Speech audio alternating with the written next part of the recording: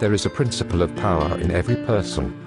By the intelligent use and direction of this principle, man can develop his own mental faculties. Man has an inherent power by which he may grow in whatsoever direction he pleases, and there does not appear to be any limit to the possibilities of his growth. No man has yet become so great in any faculty but that it is possible for someone else to become greater. The possibility is in the original substance from which man is made. Genius is on the scenes flowing into man. Genius is more than talent. Talent may merely be one faculty developed out of proportion to other faculties, but genius is the union of man and God in the acts of the soul. Great men are always greater than their deeds. They are in connection with a reserve of power that is without limit. We do not know where the boundary of the mental powers of man is. We do not even know that there is a boundary. The power of conscious growth is not given to the lower animals. It is man's alone and may be developed and increased by him. The lower animals can, to a great extent, be trained and developed by man. But man can train and develop himself. He alone has this power, and he has it to an apparently unlimited extent. The purpose of life for man is growth, just as the purpose of life for trees and plants is growth. Trees and plants grow automatically and along fixed lines. Man can grow, as he will. Trees and plants can only develop certain possibilities and characteristics. Man can develop any power, which is or has been shown by any person, anywhere. Nothing that is possible in spirit is impossible in flesh and blood. Nothing that man can think is impossible in action. Nothing that man can imagine is impossible with realization. Man is formed for growth, and he is under the necessity of growing. It is essential to his happiness that he should continuously advance. Life without progress becomes unendurable, and the person who ceases from growth must either become imbecile or insane. The greater and more harmonious and well-rounded his growth, the happier man will be. There is no possibility in any man that is not in every man.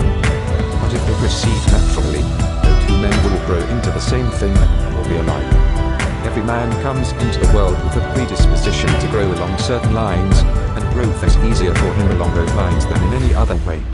This is a wise provision, for it gives endless variety. It is as if a gardener should throw all his bulbs into one basket. To the superficial observer they would look alike, but growth reveals a tremendous difference. So of men and women, they are like a basket of bulbs. One may be a rose and add brightness and color to some dark corner of the world. One may be a lily and teach a lesson of love and purity to every eye that sees. One may be a climbing vine and hide the rugged outlines of some dark rock. One may be a great oak among whose boughs the birds shall nest and sing, and beneath whose shade the flocks shall rest at noon. But everyone will be something worthwhile, something rare, something perfect. There are undreamed of possibilities in the common lives all around us in a large sense. There are no common people. In times of national stress and peril, the cracker box loafer at the corner store and the village drunk has become heroes and statesmen through the quickening of the principle of power within them. There is a genius in every man and woman, waiting to be brought forth. Every village has its great man or woman. Someone to whom you're going for advice in time of trouble.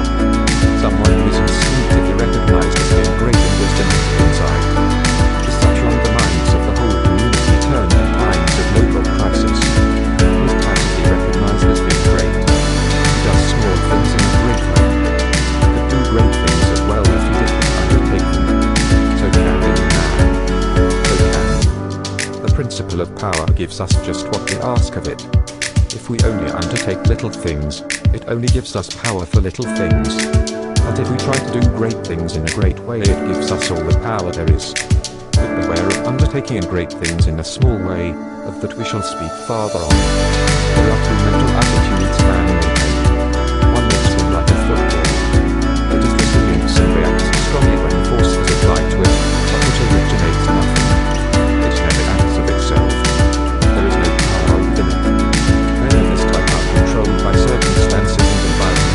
Their destinies are decided by things external to themselves. The principle of power within them is never really active at all. They never speak or act from within. The other attitude makes one like a flowing spring. Power comes out from the center of him. He has within him a well of water springing up into everlasting life. He radiates force. He is felt by his environment.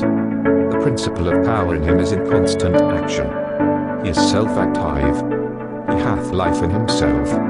No greater good can come to any man or woman than to become self-active. All the experiences of life are designed by Providence to force men and women into self-activity, to compel them to cease being creatures of circumstances and master their environment. In his lowest stage, man is the child of chance and circumstance and the slave of fear. His acts are all reactions resulting from the impingement upon him of forces in his environment. He acts only as he is acted upon. He originates nothing.